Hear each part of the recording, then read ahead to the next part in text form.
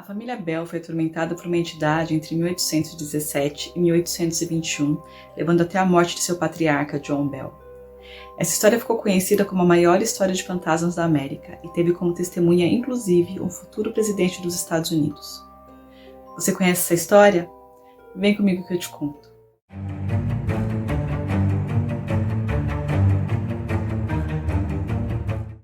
Olá, meu nome é Andrea Nascimento, esse é o canal Momento Mistério e hoje vamos falar sobre a lenda da Bruxa dos Bell.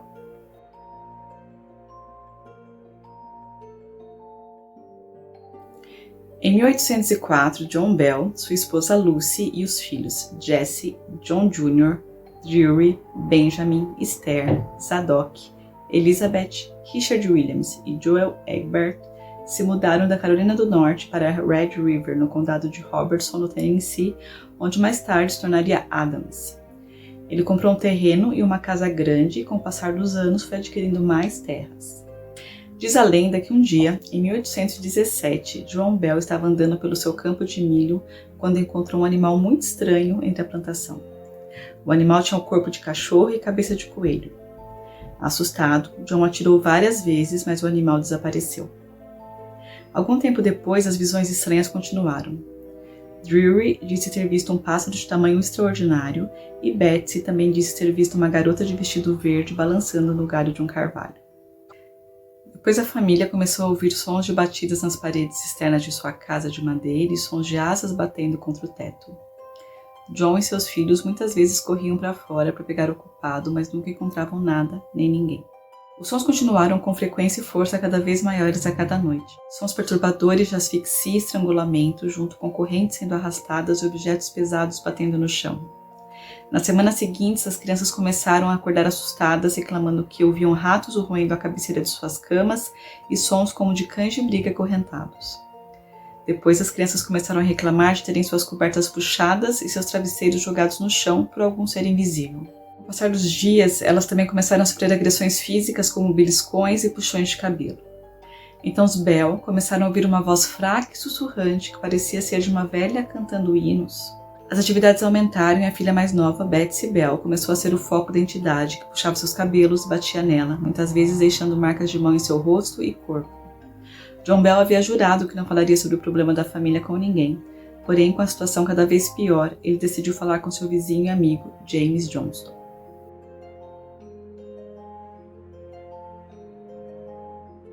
Então Johnston e sua esposa decidiram passar a noite na casa dos Bell. A princípio a noite começou pacífica, mas conforme as horas foram passando, eles começaram a sofrer os mesmos distúrbios dos Bell. Depois que suas cobertas foram arrancadas e James foi esbofeteado, ele levantou da cama e exclamou: "Em nome do Senhor, quem é você e o que você quer?" A entidade não respondeu e o resto da noite foi tranquila. Na manhã seguinte, James Johnston disse acreditar que a entidade fosse um espírito maligno do tipo que a Bíblia fala. William Potter, um amigo da família, em uma noite que dormiu na casa dos Bell, afirmou que a bruxa subiu na cama com ele, dando-lhe a oportunidade de agarrar o espírito na roupa de cama e tentar jogá-lo no fogo. Porém, devido ao seu imenso peso e terrível cheiro, ele não teve sucesso. A bruxa aparentemente também não gostava dos escravos da família, atormentando-os implacavelmente, espancando-os e recusando-se a deixá-los entrar na casa.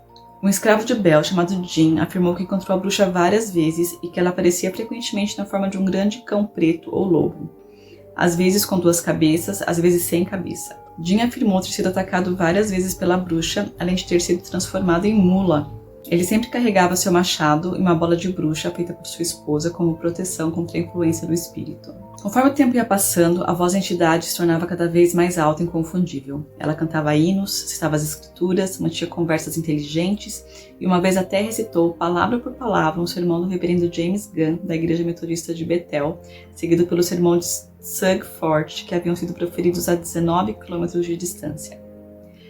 A notícia dos fenômenos paranormais se espalhou e chegou até Nashville, onde o então Major-General Andrew Jackson se interessou pela história.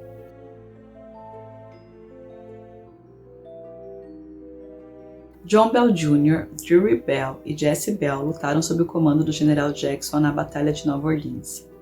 Em 1819, Jackson ouviu falar do que estava acontecendo na casa dos Bell e decidiu fazer uma visita e investigar. Quando a comitiva se aproximou da propriedade, a carroça deu um solavanco e parou repentinamente. Ela ficou presa no leito lamacento de um riacho e os cavalos não conseguiam puxá-la. Depois de vários minutos tentando desatolar a carroça, Jackson declarou: "Pelo eterno, rapazes, essa deve ser a bruxa dos Bell." Então, de repente, uma voz feminina assustadora disse a Jackson que eles poderiam prosseguir e que ela os veria mais tarde naquela noite. Depois disso, eles finalmente conseguiram prosseguir e chegar à casa dos Bell. Naquela noite, Jackson contou velhas histórias de guerra enquanto sua comitiva montava suas barracas no quintal de John e Lucy Bell. Tudo parecia ir bem, até que um dos homens da comitiva alegou ser um domador de bruxas. Ele puxou sua pistola e proclamou que sua bala de prata mataria qualquer espírito maligno que cruzasse seu caminho e que nada tinha acontecido com eles porque a entidade estava com medo de sua bala de prata. Imediatamente, o homem gritou e começou a se sacudir em diferentes direções e dizer que estava sendo espetado com alfinetes e espancado severamente.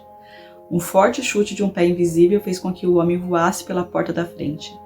Irritada, a entidade se manifestou e anunciou que havia mais uma fraude que seria revelada na noite seguinte. Aterrorizados, os homens de Jackson imploraram para deixarem a casa dos Bell, mas ele insistiu em ficar porque queria saber quem era a outra fraude.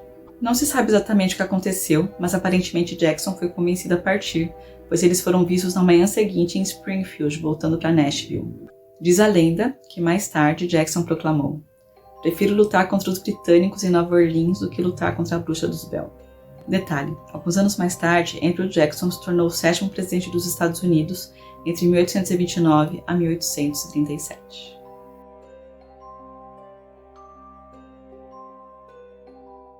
Sem dúvidas, o maior foco dos ataques da bruxa era contra John Bell, por quem ela demonstrava desprezo, jurando matá-lo implacavelmente. John começou a apresentar episódios de espasmos no rosto e dificuldades de engolir por quase um ano, e a doença só piorou com o tempo. No outono de 1820, John estava tão debilitado que nem conseguia sair de casa, e quando ele tentava andar, a entidade tirava seus sapatos, fazendo-o cair e constantemente batia em seu rosto. Sua voz estridente era ouvida por toda a fazenda xingando o velho Jack Bell, como ela o chamava. John Bell faleceu na manhã de 20 de dezembro de 1820, depois de entrar em coma um dia antes. Após sua morte, sua família encontrou um estranho frasco com um líquido preto no armário. John Jr. pingou 2 gotas do líquido na língua do gato da família, que morreu instantaneamente. A entidade então exclamou: "Eu dei ao velho Jack uma grande dose disso ontem à noite, que o curou." John Jr. jogou o frasco na lareira, que explodiu em uma brilhante chama azul que subiu pela chaminé. O funeral de John Bell foi um dos maiores já realizados no condado de Robertson. As pessoas vieram de quilômetros de distância e 3 pregadores de diferentes denominações discursaram. Quando a multidão começou a deixar o cemitério, a bruxa ria e cantava uma música sobre uma garrafa de conhaque. Seu canto não parou até que a última pessoa deixasse o cemitério. A presença da entidade diminuiu muito após a morte de John Bell, como se tivesse cumprido seu propósito. Mas a bruxa ainda tinha um trabalho a fazer.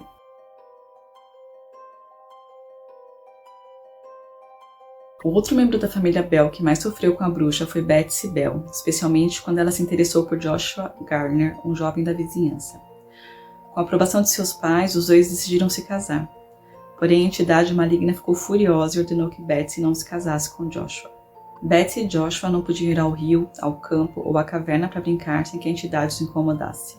A pressão foi tanta que na segunda-feira de Páscoa de 1821, Betsy se encontrou com Joshua no rio e rompeu o noivado. Algum tempo depois, Betsy acabou se casando com seu ex-professor, Richard Powell, que era 11 anos mais velho do que ela e já havia manifestado interesse em se casar com ela quando ficasse mais velha. Neste caso, aparentemente a bruxa aceitou o casamento e não se incomodou mais.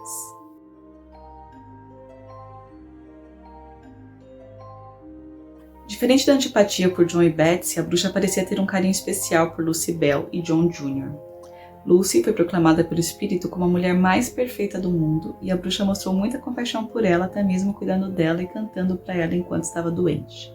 Em abril de 1821, logo após Betsy ter rompido o noivado, a entidade visitou a viúva de John Bell e lhe disse que estava indo embora, mas voltaria em 7 anos. Ela realmente voltou em 1828, como prometido. Dessa vez, seu contato se concentrou em John Bell Jr., com quem mantinha longas e profundas conversas sobre a origem da vida, civilizações, cristianismo e a necessidade de um grande despertar espiritual. Além disso, ela fez previsões sobre a guerra civil e outros eventos importantes. A entidade se despediu então novamente depois de 3 semanas e prometeu voltar em 107 anos para visitar os descendentes de John Bell.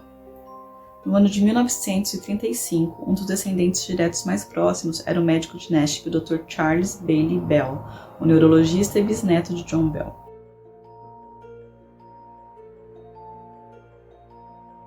Em 1934, o Dr. Bell publicou um livro sobre a bruxa dos Bell, que contém o primeiro relato das conversas entre a entidade e John Bell Jr., em 1828. O pai do Dr. Charles Bell teria passado essas informações a seu filho. Mas a bruxa realmente voltou em 1935? Essa informação nunca foi confirmada pelo Dr. Charles. No entanto, alguns descendentes de John Bell afirmam ter visto sinais da entidade. De acordo com o jornal, Lucy Bell Butler afirma que ela e sua filha viram um cachorro preto da história original e uma garota rindo como a que Betsy se viu balançando em um galho de árvore há 200 anos, às vezes corre pela casa.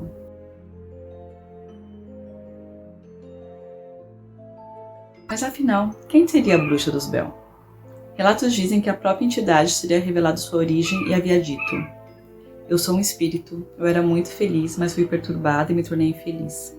Eu sou o espírito de uma pessoa que foi enterrada na floresta próxima e minha sepultura foi mexida, meus ossos desenterrados, espalhados, e um dos meus dentes foram perdidos sob esta casa. Estou aqui procurando por este dente." Claro que isso não pode ser confirmado, mas realmente foram encontrados vários túmulos indígenas na região da propriedade. Outra teoria aponta para Mary Catherine Betts, ou Kate Betts, a esposa de Frederick Betts, foi considerada por muitos como a culpada por trás dos distúrbios conhecidos como a bruxa dos Bell. Embora não fosse uma mulher pobre, ela era frequentemente ridicularizada por outras pessoas da vizinhança. Seu uso impróprio de palavras, juntamente com seus modos, às vezes estranhos, levaram muitos a pensar que ela estava praticando magia negra, ou outras formas de ocultismo. Nos primeiros anos do século, Benjamin Betts, cunhado de Kate, teve uma disputa com John Bell sobre a venda de um escravo.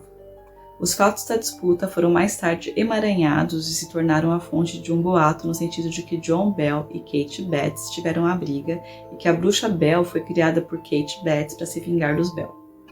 Embora existam muitas histórias conectando a bruxa Bell a Kate Betts e algum tipo de desacordo que existia entre ela e John Bell, evidências recentes sugerem que ela não teve absolutamente nada a ver com isso. Na verdade, os relatos que diziam que ela havia amaldiçoado John Bell em seu leito de morte não fazem o menor sentido, visto que Kate Betts veio a falecer depois de 1847, ou seja, mais de 20 anos depois da morte de John Bell. A outra teoria é que as assombrações da bruxa dos Bell teriam sido fabricadas por Richard Powell para que Betsy deixasse seu noivo Joshua e se casasse com ele. Segundo alguns relatos, Powell era um estudante do ocultismo, ventriloquismo, um gênio matemático com conhecimentos de horticultura e geologia.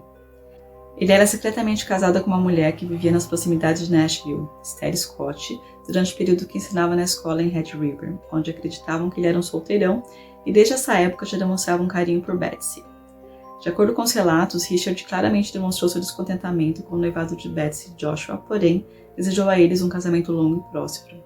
Mas com o término do noivado, ele finalmente conseguiu se casar com Betsy. Uma explicação mais moderna sobre a morte de John Bell vem da doutora Megan Mann, professora de química da Austin Peay State University, em Clarksville, Tennessee. Ela disse que analisando todos esses estranhos sintomas médicos que John Bell apresentava, muitos deles pareciam neurológicos, e esses sintomas muitas vezes são causados por envenenamento por metais pesados. A doutora Mann observou que o arsênico era um veneno comumente usado no início do século XIX e a exposição a longo prazo ao elemento teria causado sintomas como espasmos musculares e problemas para engolir que John experimentou. Além disso, o arsênico queima em azul, o que explicaria a explosão colorida quando John Jr. jogou o frasco misterioso na lareira. Ela acredita que alguém, talvez alguém da igreja que não gostasse da família Bell ou um dos trabalhadores escravizados do rico fazendeiro, envenenou lentamente John Bell ao longo de 3 anos, finalmente terminando o trabalho em dezembro de 1820.